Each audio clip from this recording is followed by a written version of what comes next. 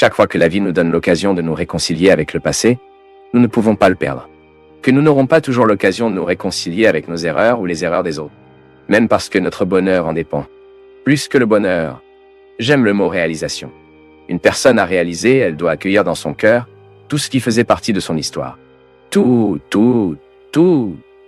Ressentiment, blessure, abandon, trahison, infidélité. C'est pourquoi j'insiste sur la nécessité pour nous de vivre ce processus de purification chaque jour. Parce que lorsque nous laissons tout accumuler, cela demande beaucoup de travail. C'est comme rester une semaine sans nourriture, puis tout manger à la fois. Le corps ne peut pas le supporter. Le même besoin que le corps doit digérer la nourriture, nous devons également digérer nos émotions, notre spiritualité, notre vie affective. Je le répète, notre réconciliation avec la vie est quand elle doit être constante. Quand je n'accueille pas une personne à l'intérieur de mon cœur, quand je ne mets pas au bon endroit, cette personne qui voulait souffrir de ma vie, tôt ou tard, la mémoire de cette personne retirera ma paix. Surtout quand nous traitons avec un père avec une conscience malheureuse. Il est regrettable que vous trouviez pour la vie quelqu'un qui est arrivé à la conclusion que vous n'aimiez pas ce que vous pourriez avoir aimé, que vous n'avez pas pardonné et ce que vous auriez pu pardonner. Et c'est pourquoi ce recyclage, j'aime toujours utiliser le langage du recyclage, ce qui est beaucoup de sagesse dans le recyclage. Je prends une pièce gâtée et je me transforme en un nouvel objet. L'essence est toujours là, c'est vieux. Maintenant, ce que je fais de ce qui est vieux, la nouvelle tenue que je donne à ce qui est ancien, c'est qu'il est la même chose que nous devons faire dans nos vies. Nous avons également notre inconfort. Tout le temps, la vie me propose des pièces qui s'adaptent, mais elle m'offre également des pièces qui ne correspondent pas. Et puis parfois, nous devons prendre un temps précieux de nos vies, en regardant ces pièces, en les réfléchissant, afin que nous puissions découvrir comment je peux le garder maintenant en moi.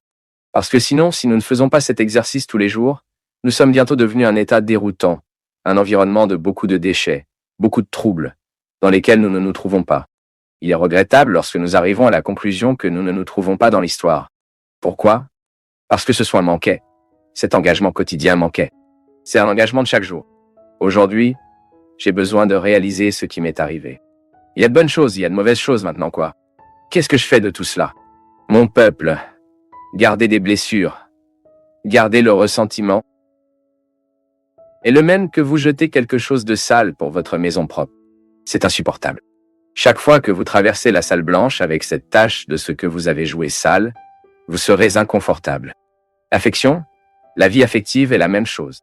Si vous ne le mettez pas au bon endroit, si vous ne faites pas votre recyclage, ce sera une nuisance dans votre histoire. Comme ici, il y a une dame ici qui me dit « Père, j'ai trouvé que mon mari m'a trompé. Que dois-je faire? Pardonner. Il est possible d'avoir un enfant de ce nouveau, cette trahison. Que vais-je faire avec cette histoire maintenant? » C'est ici le défi de cette dame. La vie n'était pas comme elle le voulait. La vie n'était pas comme il l'a promis. Fidélité, amour, partenariat. Que fera-t-elle? Va-t-elle se suicider? Elle a maintenant une situation devant elle. Une pièce dure, fine. Vous voyez, lorsque vous regardez l'histoire des gens autour de vous, vous verrez que ce n'est pas votre privilège. Ce n'est pas seulement vous qui avez des difficultés, ce n'est pas seulement vous qui avez des problèmes. L'histoire de Patricia est l'histoire de nombreuses personnes qui me regardent maintenant. Je suis absolument sûr qu'à un moment de votre vie, vous aviez également besoin de pardonner à quelqu'un qui était très important pour vous. À un moment donné dans votre vie affective, vous avez également vécu cette inadaptation. Ce trouble, non? Cette disharmonie. Et là, que faites-vous avec toutes ces personnes qui vous ont blessé? Avec toutes ces personnes qui vous ont offensé? Avec toutes ces personnes, qu'est-ce qui a causé de terribles rancunes dans votre cœur? Quelle marque terrible en vous? Nécessaire au bon endroit, c'est pourquoi pardonner est important. Le pardon est thérapeutique à cause de cela. Quand je pardonne, je libère mon cœur du poids que cette personne m'a apporté. Je ne veux pas garder la rancune, je ne veux pas garder sa blessée. Tout comme vous devrez maintenant regarder dans les yeux de votre mari, trouver en lui aujourd'hui un traître, qu'il y a de bonnes choses dans cet homme. Et cela, qui sait, c'est le moment pour vous d'affirmer votre amour pour lui. Parce que nous pardonnons seulement qui nous aimons. Mariage, réconciliation, c'est possible, oui. Tant qu'il y a de l'amour pour recommencer. S'il y a l'amour, mon peuple, nous pourrons commencer une histoire. Aussi terrible que ce soit le fait. Quand nous aimons, quand nous regardons vers un autre et que l'amour nous interconnecte, et l'amour est la raison, nous commençons comme ça. Trahi. Il est difficile de vivre la trahison. Mais il y a beaucoup de gens qui reconstruisent la relation encore plus solide après la fragilité. Tout dépendra de la façon dont les gens sont confrontés à ce moment. Tout dépendra de la façon dont les gens vont regarder ce nouveau fait. Tout cela dépendra de la façon dont nous réagirons à ce coup que la vie a donné à la porte. Toi et à vos pérangues, j'ai le mien. Aujourd'hui, vous devez également avoir beaucoup de choses sans vous installer dans votre cœur. C'est cette mauvaise nouvelle que vous avez reçue, c'est ce mot qui est venu dans votre oreille, ce qui vous a fait craindre. Il y a beaucoup de choses qui entrent dans notre tête tous les jours, entrent dans nos cœurs qui nous perturbent. Ce sont des réunions que nous effectuons. Parfois, nous trouvons des gens pour la vie qui nous endommagent terriblement. Parfois, ce sont des expériences qui durent des années et des années, et ce n'est qu'après avoir terminé que vous verrez les dégâts qu'il a causés en vous. Ce peuvent être des nouvelles de la mort, des nouvelles d'une maladie d'une personne que vous aimez, ou peut-être la nouvelle de votre maladie. Aujourd'hui, vous avez une pièce de caissier. J'ai bien pensé qu'on hier. Tout le monde a. Ce n'est pas mon privilège, ce n'est pas votre privilège. Maintenant, tout dépendra. Le résultat final dépendra de la façon dont nous installons cette disharmonie en nous. Et lorsque vous changez votre regard, vous changez votre regard. Et vous arrêtez de vouloir que l'autre vivait comme vous le souhaitez.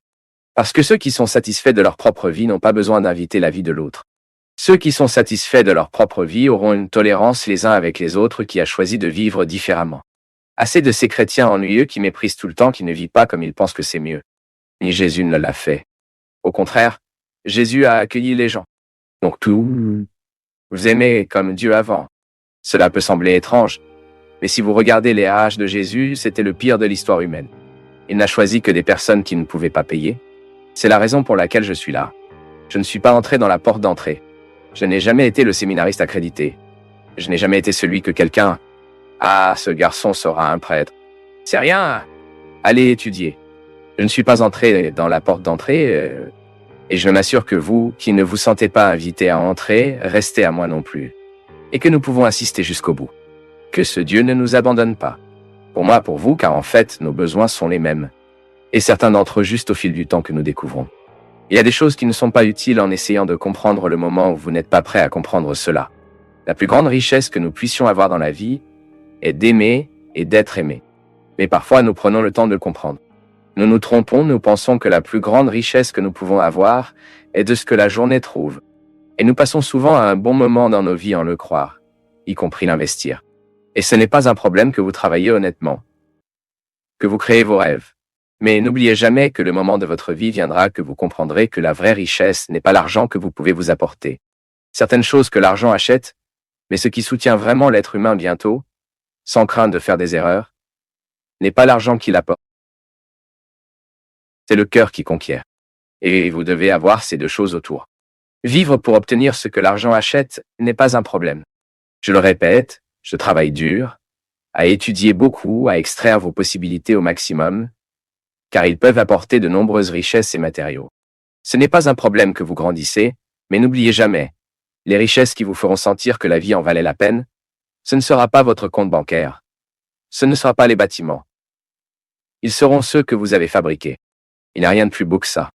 Que vous regardez sur le côté et que vous réalisez que votre vie a une énorme richesse, que vous avez pris le temps de réaliser. Et cet amour n'est pas un investissement graphique pour la journée. Il n'y a rien de plus riche, mon peuple, que vous faites confiance à quelqu'un. Il n'y a rien de plus précieux que d'être avec une personne en qui vous pouvez faire confiance, sur qui vous pouvez compter. Ce n'est pas une raison que dans notre maison, c'est l'apprentissage de l'amour. Il n'y a pas d'autre endroit pour nous pour vivre cela. Depuis quand tu es entré dans ce monde, quelqu'un a dû aimer très radicalement toi. Sinon, vous ne survivriez pas. Les premières phases de la vie que nous dépendons entièrement de ceux qui nous aiment. Aimer que nous apprenons en aimant. Exercice. Et c'est ainsi que nous allons construire la richesse que l'argent n'achète pas. Et que vous pourriez même avoir la possibilité d'acheter de bonnes entreprises. Ayez juste de l'argent. Faites une fête, il suffit de libérer et vous serez toujours entouré de gens. Mais ne vous inquiétez pas. Votre argent peut acheter du courage. Mais vous ne pourrez jamais acheter de la fidélité. La fidélité n'est pas l'argent de Roé, c'est le cœur. Je souhaite du fond du cœur que vous avez de nombreuses possibilités de réaliser vos rêves. Ceux qui peuvent acheter. Mais je souhaite du fond de mon cœur que vous êtes entouré de gens qui vous aiment. Ce sont les gens que nous construisons à nos côtés. sont les symboles que vous savez dureront du temps. Autant que nous savons que l'autre mourra, que l'autre disparaîtra, que l'autre partira. Mais pendant qu'il est là, notre appel avec lui nous uniforme. Significatif, c'est vivre. Vous êtes la fin de tout après avoir dû regarder la vie que vous avez choisi de vivre et vous êtes acquitté par la certitude que vous construisez ce qui compte vraiment, la mort.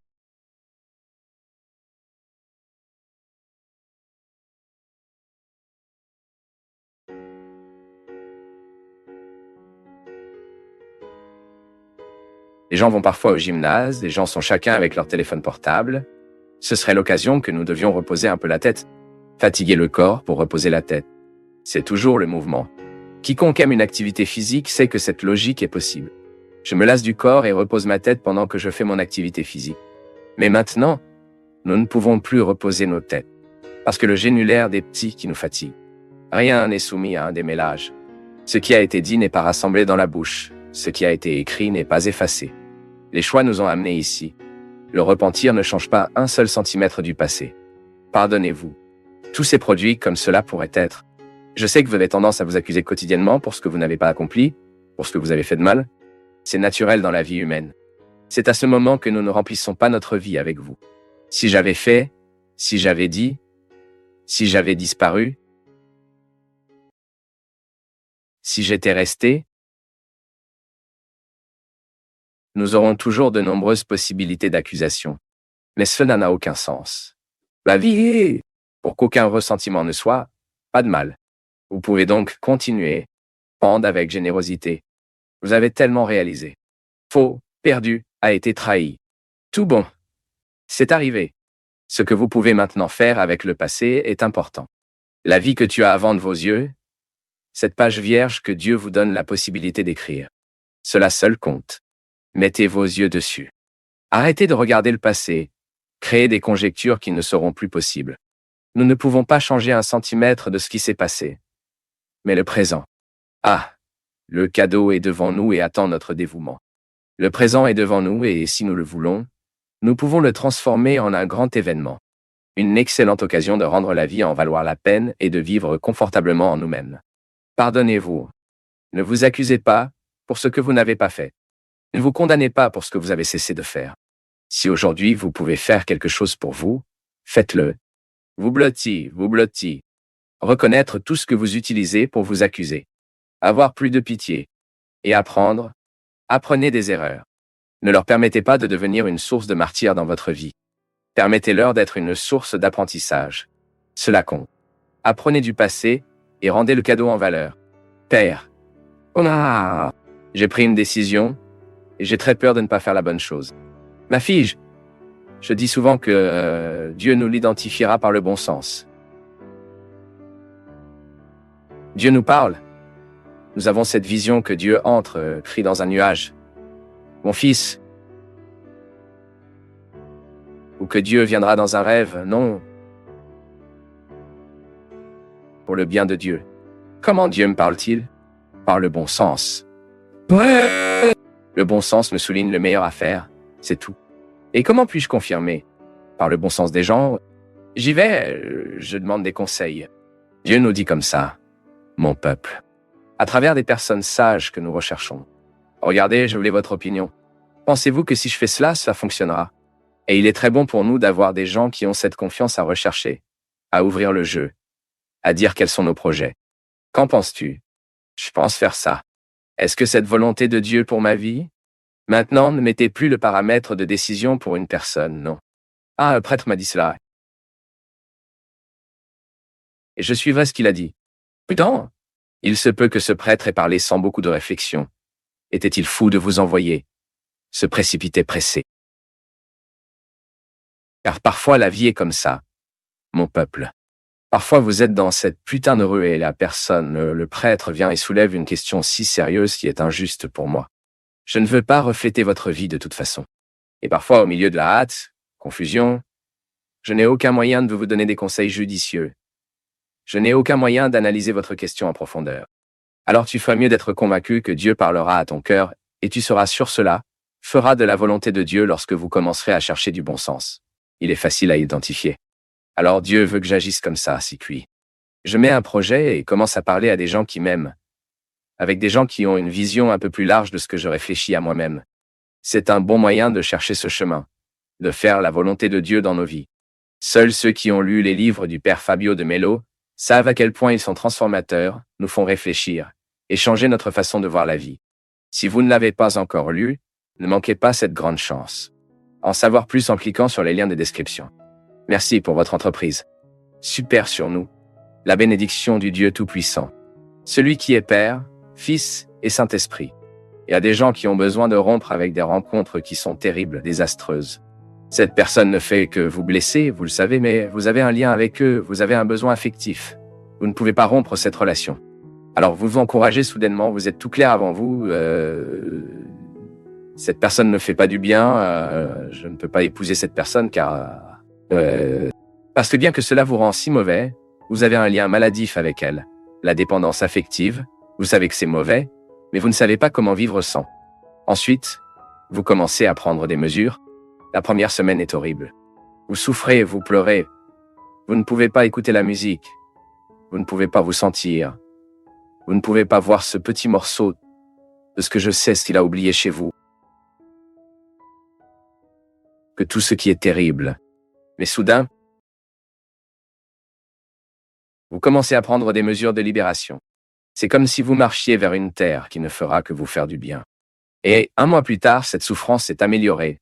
2 mois ensuite, cela souffre mieux, et soudain, vous ne vous souvenez plus de clairement qu'il y a encore un lien silencieux désarmé. Parce que la dépendance affective, elle ne mourra pas du jour au lendemain, la vie de la cellule cancéreuse que la cellule qui nous tue.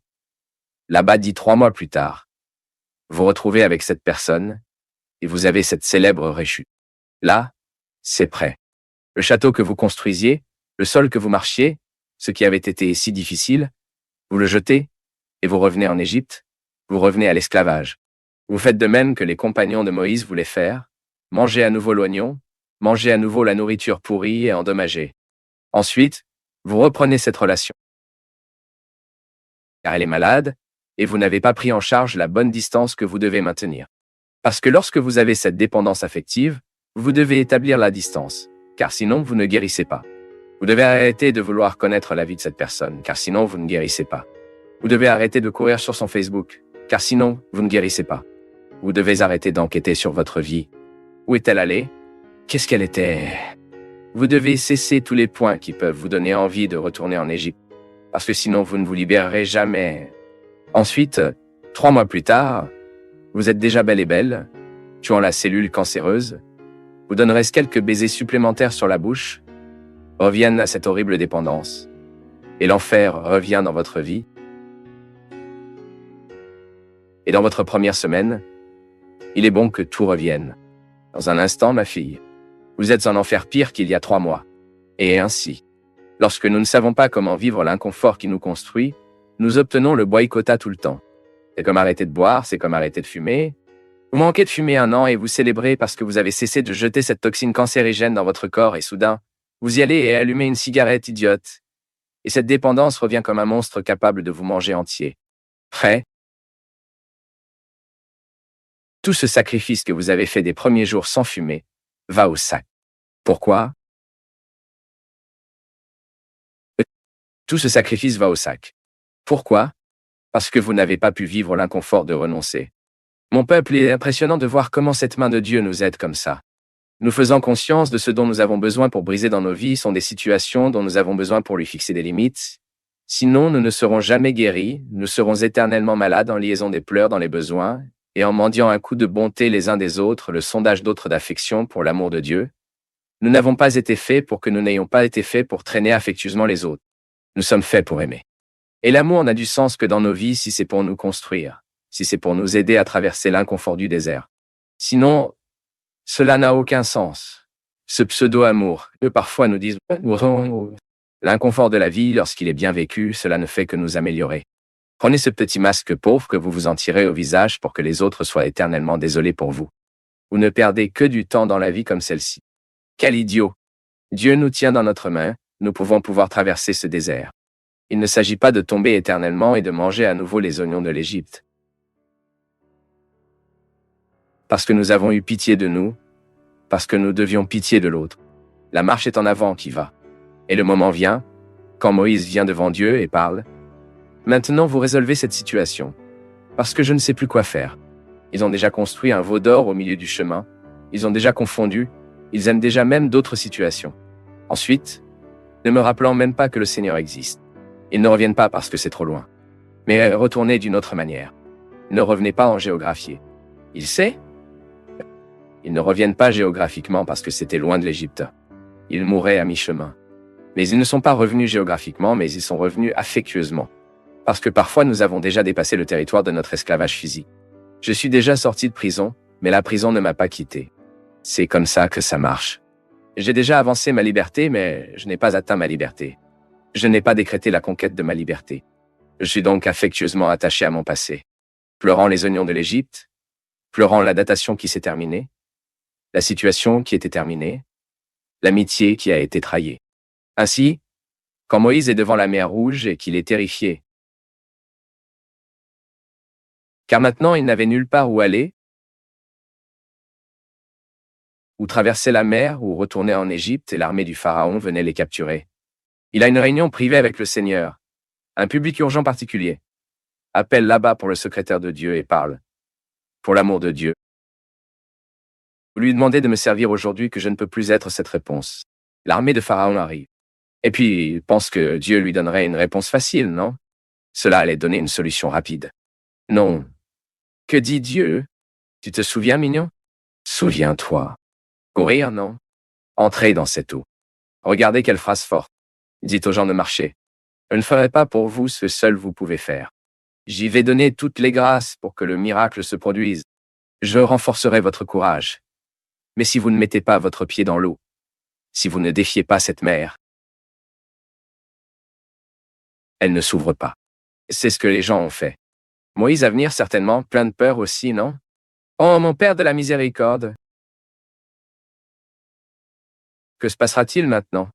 Quand il a commencé à entrer, mettant ses pieds dans l'eau, Dieu fait sa part.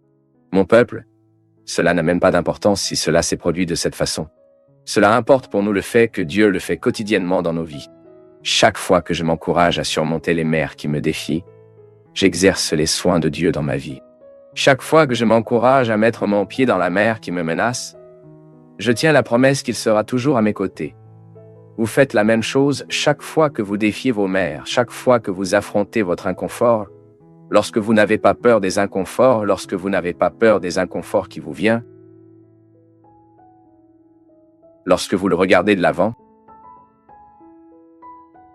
vous parlez. Et maintenant, qu'allons-nous faire à partir de ce moment? Qu'est-ce que tu m'apportes bien? Qu'est-ce que tu me mets au défi? Je vais recruter mes meilleures pièces ici, car cela seul m'intéresse. Si l'inconfort me vient, je dois traverser ce désert pour savoir, pour pouvoir atteindre cette partie de la terre promise qui m'attend. C'est comme ça que ça marche. Il n'y a pas de formule magique pour la vie. Même si nous ne le faisons pas se croire en Dieu, nous devions vivre l'inconfort qui nous fait grandir. Même ceux qui ne croient pas en Dieu doivent faire face à l'inconfort de son histoire, son existence. Maintenant, bien sûr, lorsque nous croyons en Dieu, lorsque nous crédions qu'il y a quelqu'un de supérieur à nous, ce qui nous permet de faire la croix, un réconfort supplémentaire nous est offert. Par conséquent, sur la base de l'expérience de ce confort que j'ai fait, ce que vous avez fait, à plusieurs reprises où cette main de Dieu a pris soin de nous, et que nous continuons le processus de marche, de confrontation. Si nous ne vivons pas les affrontements quotidiens de nos déserts, de nos conflits, de nos craintes, nous ne reviendrons jamais à la connaissance de la terre qu'il nous a préparée. En parlant de niveau, nous commentions ici à la pause, j'aurai le courage de vous dire une névrose. J'ai besoin d'un psychiatre pour faire un traitement, parce que j'ai aussi un problème de vie et...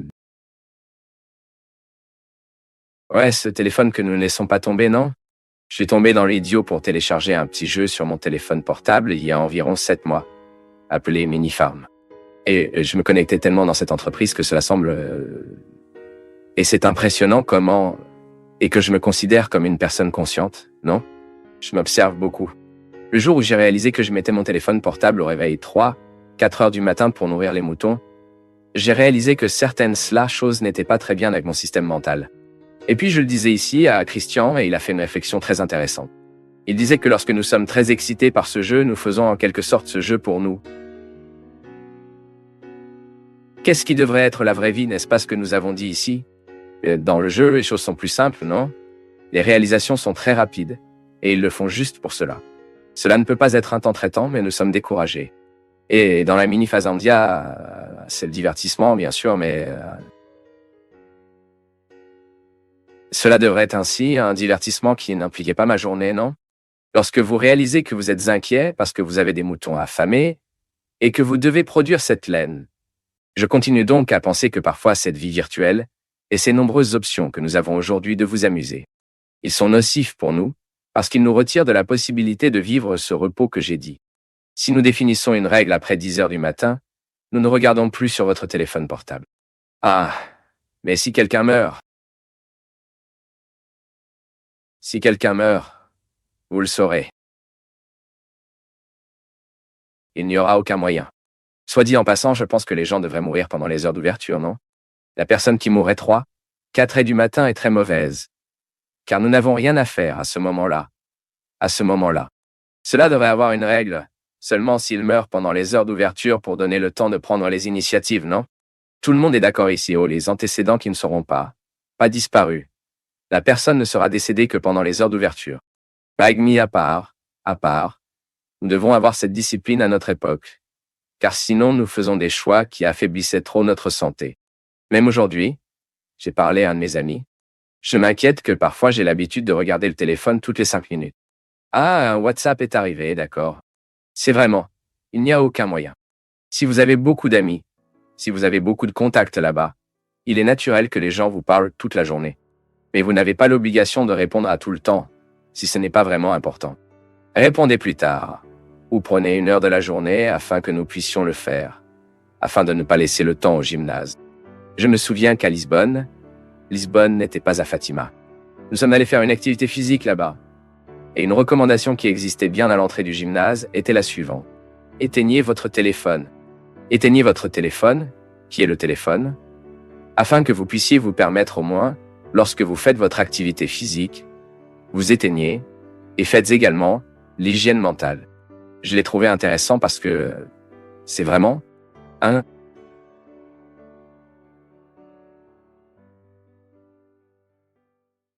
Tu es allé jusqu'au bout, et ce n'est pas seulement regarder une vidéo. C'est un acte d'attention à une époque où peu écoutent jusqu'à la fin. Dis-nous en commentaire d'où tu nous suis, et si tu le souhaites, partage ce contenu avec quelqu'un qui lui donnera autant de valeur que toi. Merci, une grande accolade, et à très bientôt.